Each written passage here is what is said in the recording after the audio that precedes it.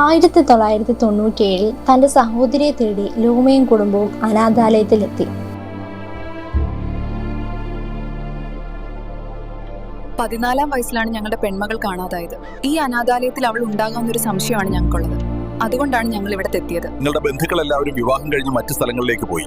ഇപ്പോൾ അവരുടെ വിവരങ്ങളൊന്നും ലഭ്യമല്ല. എന്തെങ്കിലും കിട്ടിയാൽ ഞാൻ അറിയിക്കാം. പ്രിൻസിപ്പളിന്റെ ആ ഒരു മറുപടിയിൽ അവർ തൃപ്തരായിരുന്നില്ല. അങ്ങനെ അവർ എൻ്റെ അടുത്ത് എത്തി. പക്ഷെ എനിക്കും കൂടുതലൊന്നും അറിയില്ലായിരുന്നു. അന്നാണ് ഞാൻ അവളെ ആദ്യമായി കാണുന്നത്, ലൂമയെ. അതിനുശേഷം അവളെയും കുടുംബത്തെയും ഞാൻ കണ്ടിട്ടില്ല.